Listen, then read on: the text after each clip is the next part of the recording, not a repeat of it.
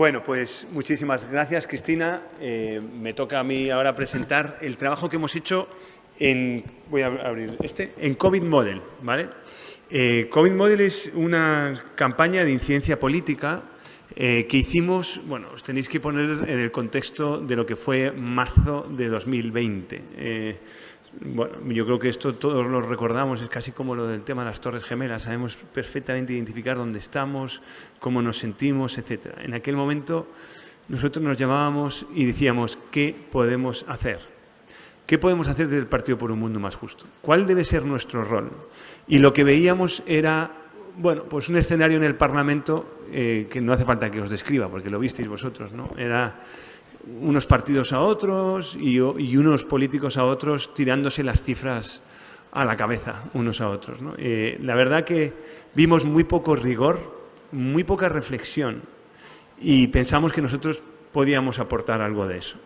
Entonces dijimos, vamos a estudiarlo y vamos a estudiarlo en profundidad. Y lo voy a pasar rápido también porque esto, como ya se rindió cuentas también el año pasado, porque esto se ha estado trabajando durante 2 años, no quiero entrar demasiado en profundidad. Pero si entráis en covidmodel.es, donde veis que el logo del partido se ve bastante grande, vamos a la primera ola. Este es el estudio, para que veáis la magnitud del estudio. Analizamos a nivel nacional, España, y cada una de las comunidades autónomas. ¿Y qué se podía ver? ¿Qué publicábamos? ¿Qué analizábamos? ¿Qué datos dábamos? Pues miraos, para España dábamos todo eso que veis, a lo largo de todo lo que es la primera ola. Estudiamos la tasa de mortalidad diaria, luego número de fallecimientos totales, comparativas en función de las fuentes de datos, etcétera, etcétera, pero también cómo evolucionaban la hora de infectados, cálculo de nuevos infectados, cálculo de total de nuevos infectados, hospitalizaciones, cómo estaban las UCIs, gestión de la desescalada, es decir, cómo estaba la propagación de contagio.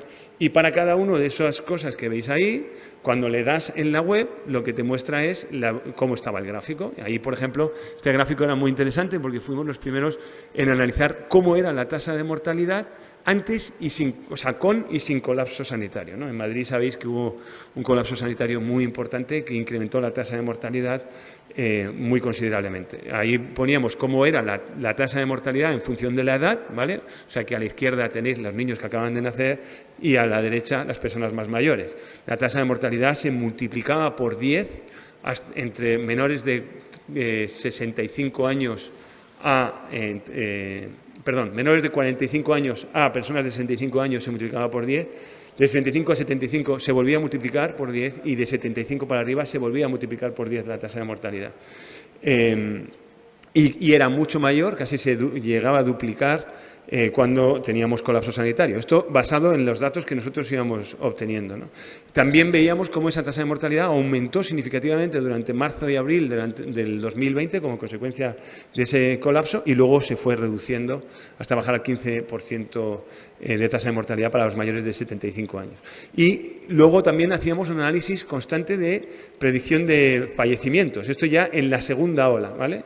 Estamos ahora en la segunda ola donde nos posicionamos y qué pensamos que podíamos ofrecer. Bueno, pues en base a todo nuestro análisis, a nuestro trabajo y al estudio de las tasas de mortalidad, podíamos ir viendo y decir, bueno, si conocemos la tasa de mortalidad y cómo está funcionando en cada una de las comunidades autónomas, con conocer el número de personas infectadas y sabiendo el retraso que suele ocurrir entre la infección y el fallecimiento, podemos predecir el número de fallecimientos que se van a producir en las próximas 2-3 semanas. Y eso es lo que empezamos a decir. Y empezamos a decir, en base a los datos de infectados publicados por el Gobierno y en base a las tasas de mortalidad calculadas por COVID Model, decimos que en las próximas 3 semanas en esta comunidad autónoma va a haber tantas personas fallecidas. Y se fue cumpliendo de una manera pues realmente asombrosa, ¿no? Ahí veíamos la línea verde. La línea verde está calculada sin conocer la línea negra. La línea verde, como veis, al final de todo, solo tenéis línea verde y no tenéis línea verde. Nosotros decíamos, así va a evolucionar en las próximas 2-3 semanas y luego la línea negra la seguía cuando realmente venía la realidad, ¿no? Entonces, claro, esto llamó la atención enormemente de los medios de comunicación y nos llamaron de televisiones, de radios, apareció en muchísimos sitios, ¿no?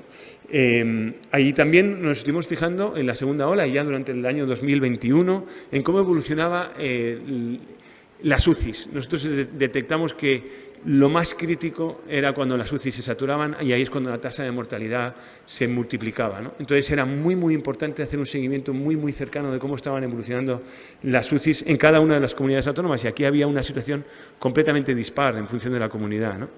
Y entonces en esta segunda ola analizábamos el tema de las UCIs, pero también hacíamos el seguimiento de fallecimientos, infectados y también propensión de contagio, ¿no?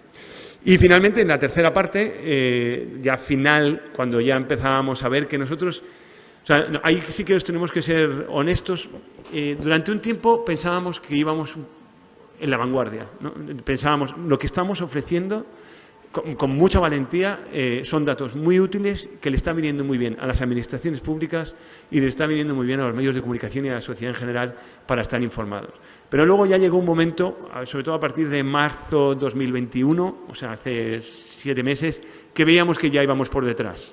Ya los recursos públicos en la gestión, en la investigación, etcétera, ya eran muy potentes. Había ya muchas más instituciones trabajando en ello y dijimos, nosotros aquí ya tenemos menos que aportar y ahí ya es cuando abandonamos un poco el proyecto para centrarnos en otras causas, ¿no?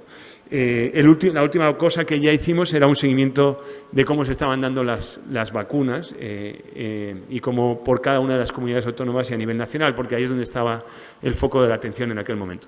Estos son los impactos en televisiones, salimos 2 veces en Espejo Público, en la televisión de Baleares, en la televisión de Canarias, en la televisión de Extremadura, en muchas radios, COPE, Cadena SER, Radio Murcia, Radio 5 Telenoticias, etcétera. Estos son los impactos en periódicos, en páginas web, etcétera. Estos y estos y estos. Y luego hicimos también videoconferencias. Pensábamos que teníamos que informar, que había muchísima gente como con ganas de conocer en profundidad, ¿no? La información que se daba, sobre todo lo que venía por parte de los partidos políticos, los debates, etcétera, siempre era terriblemente sesgada, politizada. Y era muy difícil conocer qué es lo que realmente estaba pasando. Cuando te lo explicaba uno, te lo explicaba de una manera, cuando te lo explicaba otro, te lo explicaba de la manera contraria, ¿no? Entonces pensábamos que ofreciendo videoconferencias y explicando realmente lo que nos salía de los datos, podíamos hacer un buen servicio a la sociedad y esto generó muchísimo interés y muchas cientos de personas seguían cada una de las videoconferencias que dábamos, ¿no? En total hicimos 6, que las tenéis ahí subidas a la página web. Hicimos también un posicionamiento público desde la página web del Partido por un Mundo Más Justo, centrado en toda la información que habíamos hecho de COVID Model y, bueno, este posicionamiento tuvo el número de visitas más alto de toda la historia de la página web del partido, porque tuvo muchísima repercusión y muchísima atención, ¿no? Ahí lo veis, el pico ese corresponde, esta es toda la historia de la página web desde agosto del 2018, los primeros picos corresponden a las elecciones generales de 2019 y el siguiente pico es ese posicionamiento de COVID Model, ¿no? Y luego además la propia página web de COVID Model ha tenido todas las visitas que veis ahí abajo. Veis que al final pues ya veíamos que teníamos poco impacto y por eso decidimos terminar con el proyecto. Aún así, está ahí todo y lo podéis visitar en covidmodel.es. Muchísimas gracias.